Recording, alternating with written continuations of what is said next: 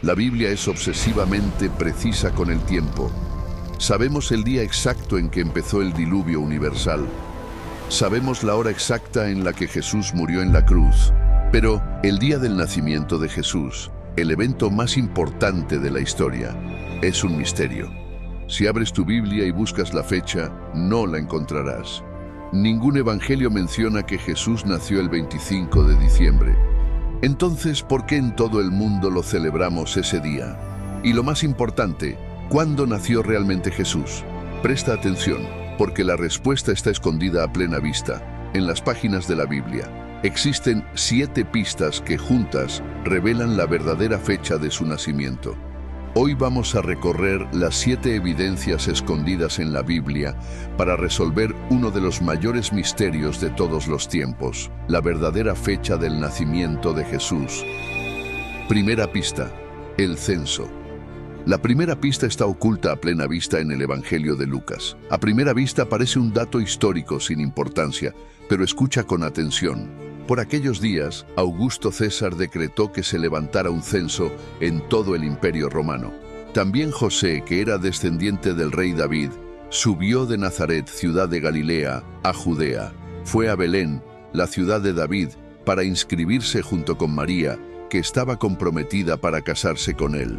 Ella se encontraba embarazada y mientras estaban allí se le cumplió el tiempo, así que dio a luz a su hijo primogénito. Este censo no fue una coincidencia. La profecía decía que Jesús nacería en Belén, y este censo enviaría al verdadero Hijo de Dios a nacer en el lugar exacto profetizado 700 años antes. Fue la herramienta que Dios usó para llevar a María y José al lugar exacto en el momento preciso. En aquel momento, el censo era una herramienta para registrar cuántos habitantes había en un territorio y así recaudar impuestos y reclutar soldados. César Augusto era el hombre más poderoso del planeta. Fue el primer emperador del Imperio Romano y controlaba más de 60 millones de personas. Se hacía llamar Hijo de Dios y había instaurado la Pax Romana en todo el Mediterráneo, dominando desde Hispania hasta Siria y desde la Galia hasta Egipto. Pero volvamos al censo. Aquí es donde la fecha del 25 de diciembre empieza a no tener sentido. Piénsalo un segundo. El invierno en Judea es duro, hace frío, llueve mucho y los caminos de tierra se convierten en barrizales intransitables. Viajar era una pesadilla. Ahora pregúntate, ¿organizaría el Imperio Romano, famoso por su logística perfecta, un movimiento masivo de personas en la peor época del año?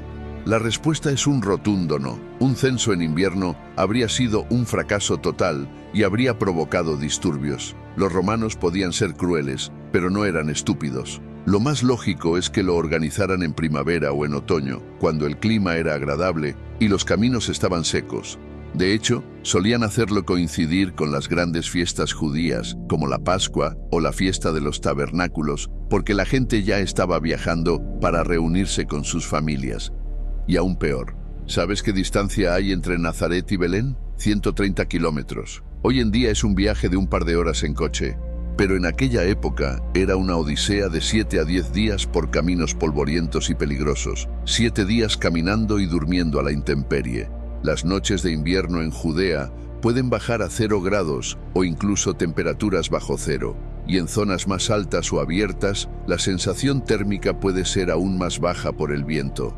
Ahora visualiza a María, una mujer embarazada de 9 meses caminando esa distancia. Si hubiera sido invierno, ese viaje habría sido una sentencia de muerte para ella. Es físicamente imposible que María hubiera sobrevivido a la intemperie invernal en ese estado. Entonces, tenemos una primera pista clara. Jesús no pudo nacer en invierno. El clima y las condiciones del viaje hacen casi imposible que el censo se hiciera en diciembre. Pero espera, porque hay otra pista más escondida en esa noche. Segunda pista, los pastores. En el Evangelio de Lucas hay otro detalle sobre la noche del nacimiento de Jesús que conoces, pero que guarda un significado oculto. Dice así: había pastores en la misma región que velaban y guardaban las vigilias de la noche sobre su rebaño. Y he aquí se les presentó un ángel del Señor, y tuvieron gran temor. Este versículo contiene una pista importante. Fíjate bien, era de noche, y los pastores estaban afuera, al aire libre, cuidando a sus ovejas bajo las estrellas. Pero ya hemos visto que en Judea, la tierra de Belén, diciembre es la temporada de lluvias. Las noches son frías, a veces heladas y muy húmedas. Hablemos de geografía por un segundo. Muchos imaginan Belén como un desierto caluroso, pero la realidad es muy distinta. Belén está en una zona montañosa de Judea, a unos 775 metros sobre el nivel del mar. En diciembre eso significa frío, mucho frío. Ahora piensa como un pastor del siglo I. ¿Dejarías a tu rebaño, tu única fuente de ingresos y alimento, a la intemperie en medio de una noche helada y lluviosa? Por supuesto que no. Ningún pastor sensato lo haría. En invierno las ovejas no están en el campo, están resguardadas en cuevas o establos. Sacarlas a pastar de noche en diciembre sería impensable. Pero espera, porque el texto original en griego tiene otro significado más. Lucas usa la expresión filasontes filaca, que significa guardando guardias o haciendo turnos de vigilancia.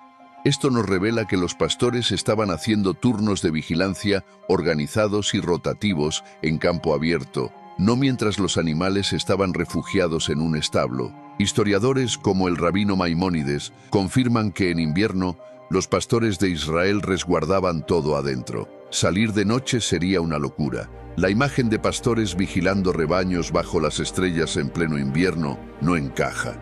Entonces, ¿en qué época del año dormían a la intemperie los pastores? Aquí es donde la historia se pone interesante. Podría haber sido en primavera. Esta era la temporada de alumbramiento, cuando nacían los corderos. Los pastores necesitaban estar afuera día y noche para asistir a las ovejas en el parto. Las noches son frescas, entre 12 y 18 grados, y los campos están verdes. La descripción de Lucas encaja perfectamente. O podría haber sido en verano. Durante los días calurosos, los pastores a menudo descansaban para sacar sus rebaños a pastar de noche, aprovechando el aire fresco. O pudo ser en otoño, justo después de la cosecha, una época de clima perfecto cuando los rebaños limpiaban los campos antes de que llegara el frío del invierno. Cualquiera de estas tres estaciones tiene mucho más sentido que el invierno. Si los pastores estaban al aire libre, vigilando sus rebaños, todo apunta a que Jesús no nació en diciembre. Pero hay algo más que debes saber. Los primeros en saber que había nacido el Mesías fueron los más marginados en aquel momento, los pastores. Los pastores eran considerados impuros, no podían entrar al templo y su testimonio ni siquiera valía en un juicio. Pero los únicos que adoraron al Mesías esa noche fueron ellos, los rechazados por la sociedad. Y estos pastores eran especiales. Pastoreaban a tan solo 8 kilómetros del templo de Jerusalén, por lo que seguramente sus corderos eran los utilizados para realizar los sacrificios en el templo. Es increíble cómo un detalle tan aparentemente insignificante puede mostrarnos la verdadera época en que nació Jesús. Pero espera, porque hay otra pista escondida en el Evangelio de Mateo. Tercera pista, la estrella de Belén. La estrella de Belén es uno de los elementos más enigmáticos y fascinantes del relato del nacimiento de Jesús. En Mateo 2 leemos: Cuando Jesús nació en Belén de Judea, unos sabios vinieron del oriente a Jerusalén, diciendo: ¿Dónde está el rey de los judíos que ha nacido? Porque su estrella hemos visto en el oriente. Pero, ¿qué era realmente esta estrella? ¿Fue un fenómeno natural o una señal directa de Dios? O tal vez ambas cosas. Esta pregunta es la clave para encontrar la verdadera fecha del nacimiento de Jesús. Muchos astrónomos han buscado en los cielos del pasado una respuesta, y una de las teorías más populares sugiere que la estrella de Belén pudo haber sido una conjunción planetaria. Imagina dos gigantes del sistema solar, Júpiter y Saturno, alineándose visualmente desde la Tierra. Su luz se suma, creando un punto único y extraordinariamente brillante. Los cálculos son claros. Una conjunción así ocurrió en el año 7 a.C., justo en el marco del tiempo en que se cree que nació Jesús. Pero aquí viene lo revelador. Para los astrónomos de la antigua Mesopotamia, estos planetas no eran solo puntos de luz, tenían un significado. Júpiter era conocido como el planeta del rey. Saturno, por su parte, era la estrella de los judíos. Si sumamos que esto ocurrió en la constelación de Piscis, asociada a la tierra de Israel, el mensaje celestial decía así: el rey de los judíos ha nacido en Israel. Este era el código escrito en el cielo que supieron leer los magos de Oriente, porque los conocidos como Reyes Magos, en realidad no eran reyes, y no llegaron la noche del nacimiento de Jesús. Eran magos, astrónomos sacerdotes de Persia, el imperio enemigo de Roma. Por eso fueron primero a Jerusalén. Como venían del territorio enemigo, el imperio parto, tenían inmunidad diplomática, y fueron a reunirse con el rey Herodes el Grande. Imagina la escena. Estos extranjeros llegan al palacio y le preguntan al rey puesto por Roma: ¿dónde está el rey de los judíos que ha nacido? La pregunta era una afrenta directa. Herodes no había nacido rey. Roma lo había puesto ahí. No tenía sangre real de David, y de repente, unos extranjeros con autoridad le dicen que su reemplazo ya está aquí. Herodes tembló. Alarmado, Herodes convocó a sus sacerdotes y ellos le dieron la respuesta. La profecía decía que el Mesías nacería en Belén de Judea y sería del linaje de David. El pueblo de Israel seguía esperando al Mesías, el Salvador prometido por muchos profetas que llegaría para liberarlos de la esclavitud. Pero estaban en el silencio profético más largo de la historia, más de 400 años sin un profeta, sin una señal, y su fe se había corrompido.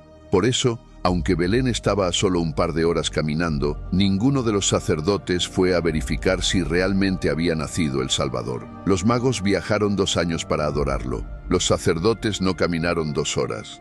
Así, los magos llegaron a Belén. Pero Jesús ya no era un recién nacido en un pesebre. Era un niño pequeño, quizás de entre 6 meses y 2 años.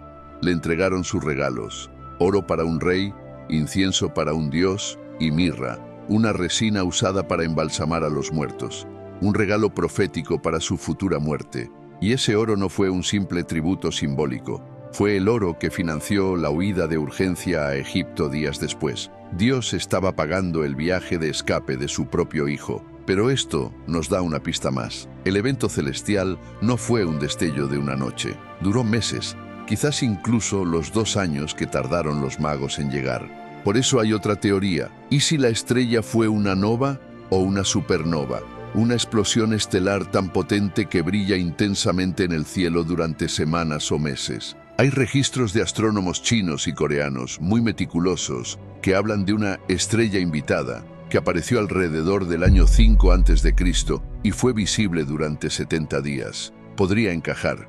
La opción de un cometa es menos probable. En aquella época, los cometas eran vistos como presagios de desastres, no como el anuncio de un rey salvador. Pero hay un detalle que ninguna teoría natural puede explicar por completo. La estrella no solo brilló, la estrella los guió, se movía y se detuvo sobre el lugar donde estaba el niño.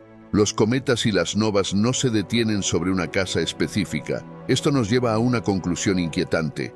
Tal vez la estrella usó leyes físicas, pero su comportamiento fue sobrenatural. No era solo una luz, era una señal de Dios rompiendo las leyes de la física para señalar a su hijo. La estrella de Belén no fue solo una señal, fue un mensaje para todo el mundo, un anuncio de que el Salvador había llegado. Pero esta señal también encendió la mecha de la paranoia de Herodes. El rey se sintió amenazado, y lo que sucedió después fue una de las mayores atrocidades del Nuevo Testamento. Herodes dio su orden más oscura y despiadada, pero esa misma orden nos dejó otra pista crucial para descubrir la verdadera fecha del nacimiento de Jesús. Cuarta pista: Herodes. ¿Sabías que Jesús nació literalmente antes de Cristo? Parece una locura, pero los historiadores y las matemáticas coinciden. Y la pista para resolver este enigma está en el capítulo más oscuro de la Navidad. Todo comienza justo después de que los sabios de Oriente encontraran a Jesús. Tras ofrecerle sus regalos, partieron de regreso a Persia. Pero esa noche, algo extraordinario sucedió. Un sueño los despertó a los 3 a la vez. Era una advertencia: no volváis a Jerusalén, ni habléis con Herodes. Y entonces obedecieron, tomaron otra ruta y desaparecieron en el horizonte. Pero en Jerusalén, el rey Herodes los esperaba, y cuando se dio cuenta de que los magos no volverían a él, su furia estalló. Si no podía encontrar al niño rey, entonces ningún niño estaría a salvo. Y aquí es donde el Evangelio de Mateo nos deja un registro muy importante. Entonces Herodes, al ver que había sido burlado por los sabios, se enojó mucho y mandó matar a todos los niños menores de 2 años que había en Belén y en todos sus alrededores. Es un acto brutal. Sin embargo, fíjate en ese detalle específico. Menores de 2 años. ¿Por qué esa edad? Ese número es la clave. Si Herodes hubiera buscado a un recién nacido, habría limitado la orden a bebés de días o semanas, pero fijó el límite en 2 años. Esto nos dice algo crucial. Según los cálculos de los magos sobre la aparición de la estrella, Jesús ya no era un bebé de brazos, era un niño pequeño, y esta pequeña pista lo cambia todo. Aquí es donde la historia y la fe se dan la mano para revelar un misterio. Sabemos, gracias a registros históricos seculares como los del historiador Flavio Josefo, que Herodes el Grande murió en el año 4 a.C. Un momento. Si Herodes murió en el año 4 a.C. y ordenó la matanza cuando Jesús ya había nacido, esto solo puede significar una cosa. Jesús nació, irónicamente, antes de Cristo. Casi con seguridad, entre el año 6 y el 4 a.C., la pregunta es obvia. ¿Cómo es posible? ¿Por qué nuestro calendario está equivocado? La respuesta tiene nombre y apellido: Dionisio el Exiguo. Este error de cálculo se originó siglos después, en el siglo VI. Dionisio, un monje con muy buena intención, quiso dividir la historia en 2 bloques, antes y después del Cristo, pero cometió errores fatales.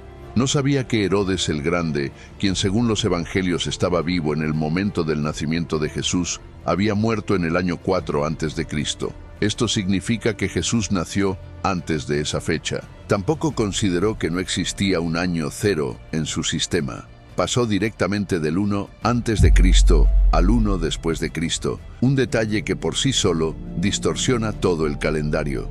Lo irónico es que, aunque sus cálculos fueron erróneos, el sistema de Dionisio se adoptó rápidamente y se convirtió en la base del calendario que aún usamos hoy. Cambiarlo ahora sería inconcebible. Millones de documentos históricos, eventos y celebraciones están anclados en este sistema. Así que el mundo entero sigue utilizando un año 0 que no es verdaderamente el año que nació Jesús. Aún así, aunque Dionisio cometió un error en sus cálculos, su esfuerzo logró reorganizar la historia. La historia, después de todo, sigue girando en torno a él. Su intención fue señalar el momento más importante de la humanidad, el nacimiento de Jesús, y lo consiguió. Pero volvamos a Judea, porque el peligro era real. ¿Podía un rey ser tan cruel como para ordenar acabar con todos los bebés? La historia confirma que sí.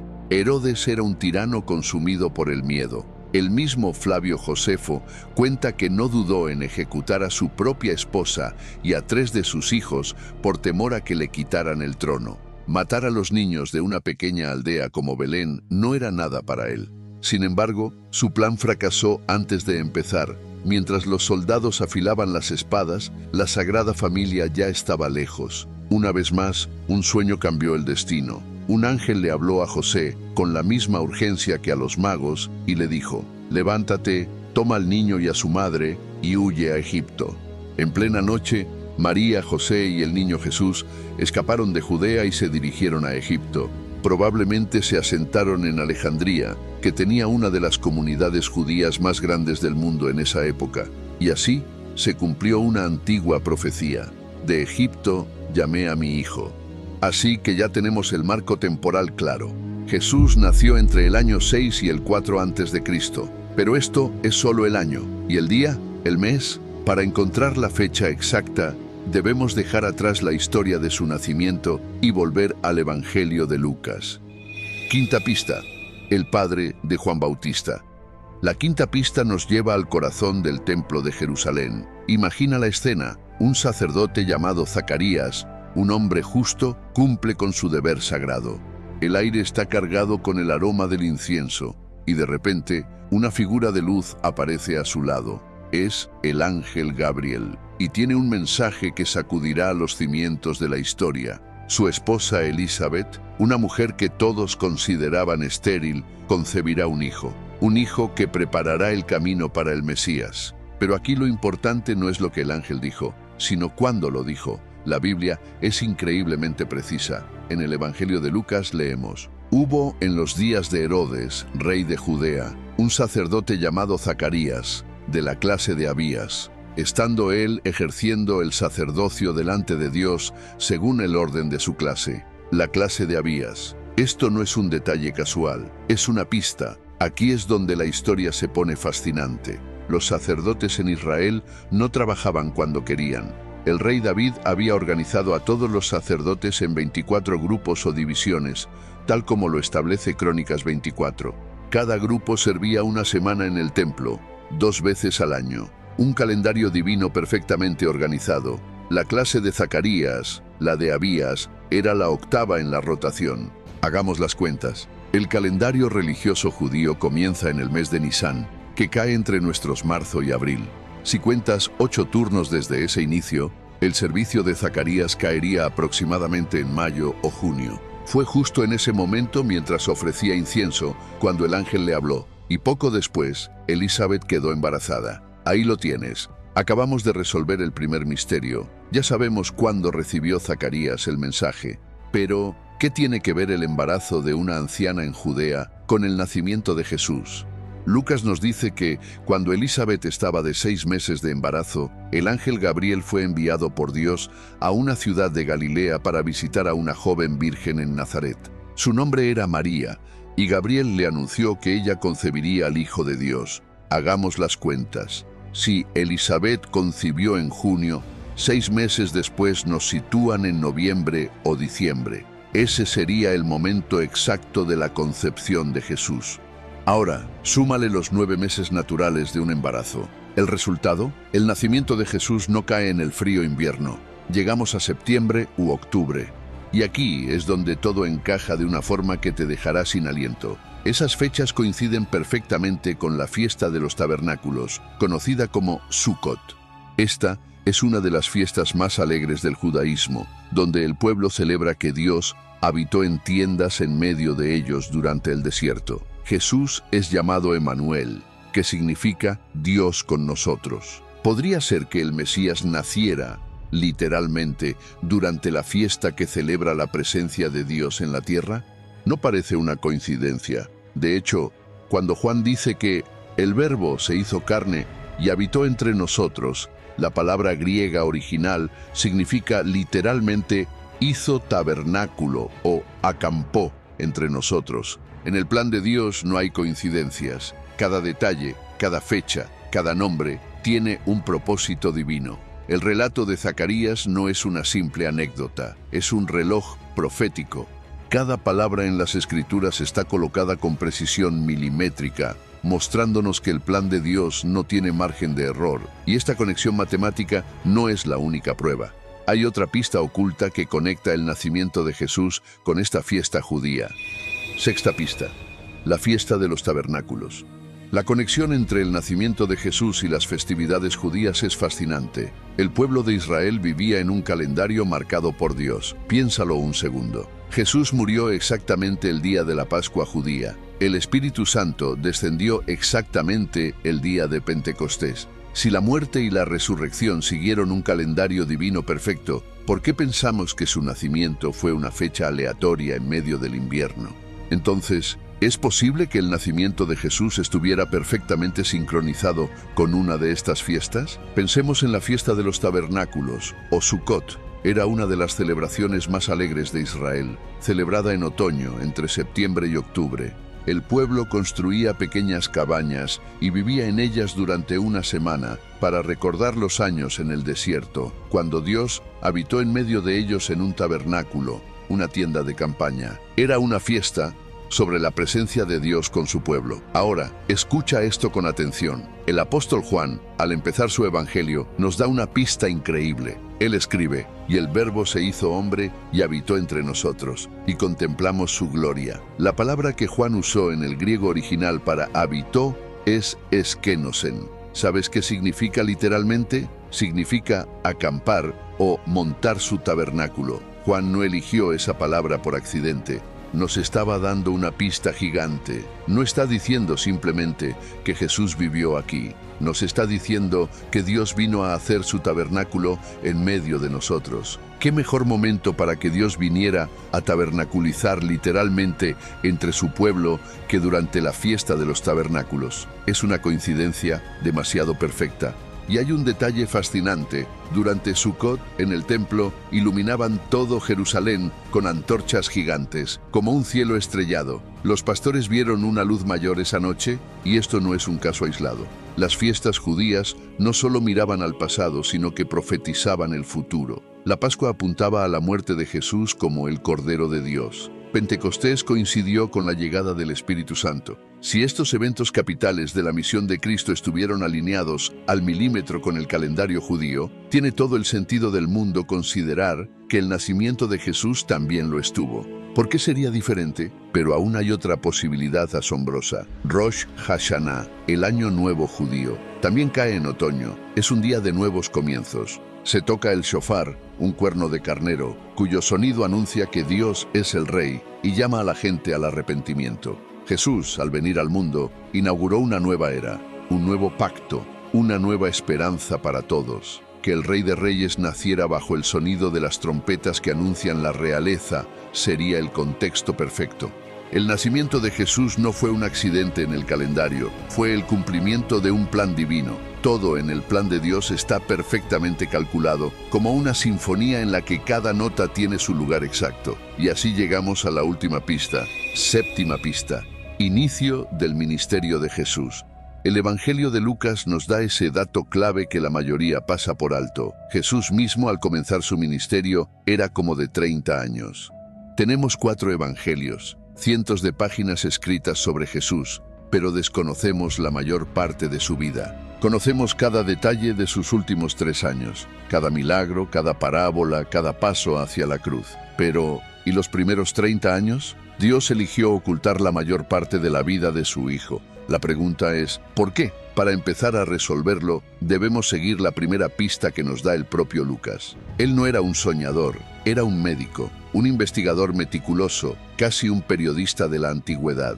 No le bastaba con decir en aquellos días. Él quería precisión y nos dio un dato clave. Jesús comenzó su ministerio en el año 15 del gobierno de Tiberio César. Un momento, esto es una fecha concreta. Tiberio César llegó al poder en el año 14 después de Cristo. Su año 15 nos sitúa, por tanto, alrededor del 28 o 29. Ese dato es nuestra ancla.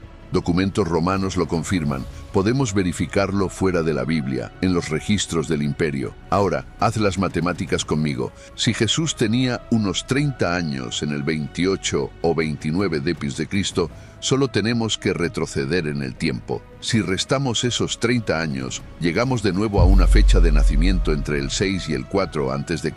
Pero, ¿por qué esperar 30 años? ¿Qué tiene de especial el número 30? En la Biblia los números nunca son casuales, son códigos cargados de significado, y la clave del número 30 está en la ley de Dios para sus sacerdotes. En el libro de Números se establece la edad para el servicio sagrado, de 30 años arriba hasta 50. Todos los que entran en el servicio para trabajar en el tabernáculo de reunión.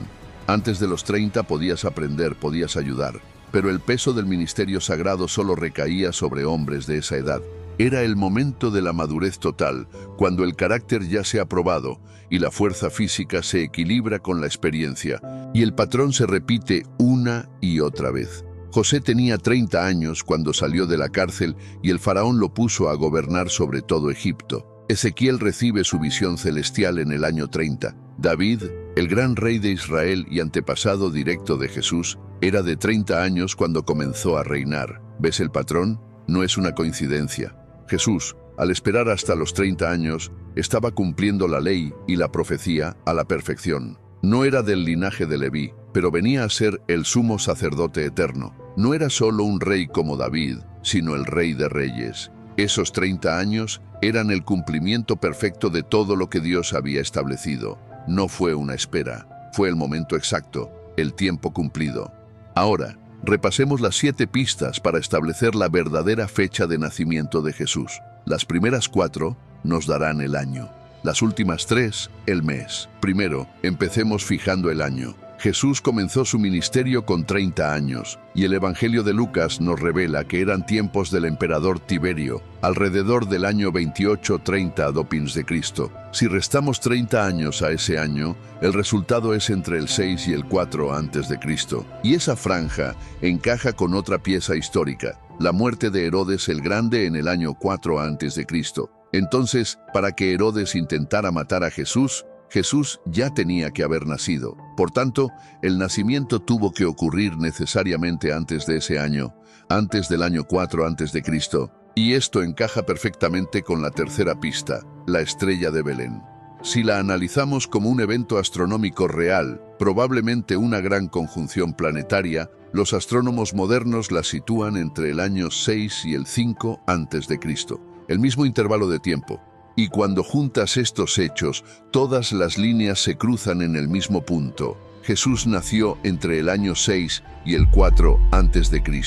Pero aquí surge la gran duda. Si ya tenemos el año, ¿en qué mes nació realmente? Olvídate de la nieve y el frío de diciembre, porque las siguientes pistas apuntan a un clima mucho más agradable.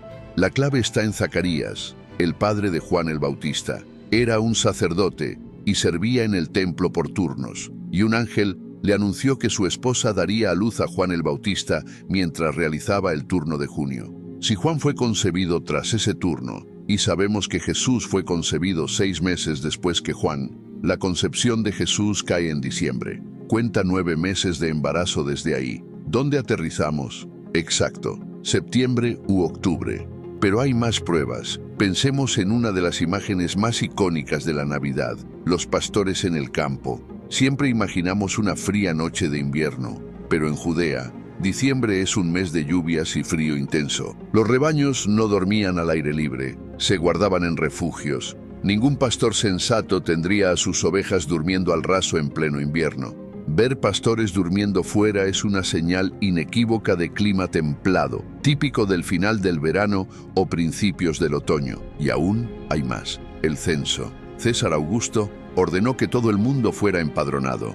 Mover a toda una población para empadronarse en medio del barro y el frío del invierno hubiera provocado revueltas y caos logístico. Lo lógico, lo estratégico, era ordenar el censo en otoño, justo cuando las cosechas han terminado y los caminos todavía son transitables. Todo parece indicar que fue en otoño, pero falta la pieza final, la más hermosa de todas. Tiene que ver con la fiesta de los tabernáculos, celebrada precisamente entre septiembre y octubre. Esta fiesta era un mandato de Dios para que Israel recordara cómo Él había vivido con ellos en el desierto, habitando en una tienda, en un tabernáculo. Era la fiesta de Dios con nosotros. Y ahora escucha atentamente cómo el apóstol Juan describe el nacimiento de Jesús. Y aquel verbo fue hecho carne y habitó entre nosotros. Aquí está la revelación. Juan está diciendo que Dios vino a acampar entre nosotros, justo en la misma época del año en que Israel celebraba que Dios había acampado con ellos. No es una coincidencia. El lenguaje bíblico nos está gritando que Jesús vino a habitar con nosotros precisamente en la fiesta que celebraba eso. Si unes las 4 pistas que fijan el año, la edad de Jesús, el reinado de Tiberio, la muerte de Herodes y la estrella en el cielo, con las 3 pistas que apuntan al mes, el turno de Zacarías, los pastores en el campo, la lógica del censo y el simbolismo de los tabernáculos, la conclusión es clara y reveladora. Jesús no nació el 25 de diciembre. Jesús nació en otoño, probablemente en septiembre u octubre del año 5 a.C. Entonces, ¿cómo llegamos al 25 de diciembre? ¿De dónde salió esa fecha que hoy une a todo el mundo? Para encontrar la respuesta, debemos viajar en el tiempo al corazón del Imperio Romano. En esa época, justo cuando el invierno era más oscuro y los días más cortos, los romanos celebraban una fiesta grandiosa, el Sol Invictus, el Festival del Sol Invicto. Se celebraba entre el 21 y el 25 de diciembre, cuando los días dejaban de acortarse y la luz comenzaba a ganar terreno a la oscuridad. Era el renacimiento del sol, la victoria de la luz sobre la oscuridad. ¿Te suena de algo? Era un símbolo poderoso que todos entendían.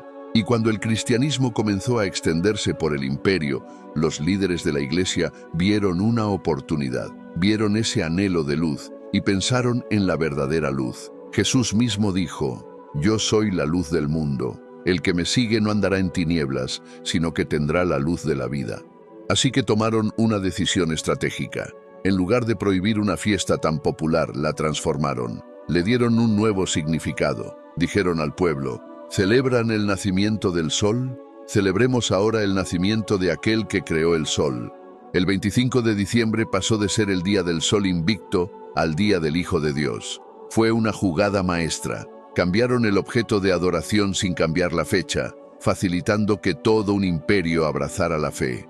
Pero espera, hay otra pieza en este rompecabezas, otra teoría fascinante que nos llega desde los primeros teólogos. Ellos tenían una creencia llena de simbolismo, que los grandes profetas morían en el mismo día del año en que eran concebidos. Los primeros cristianos calcularon que la crucifixión de Jesús ocurrió cerca del 25 de marzo.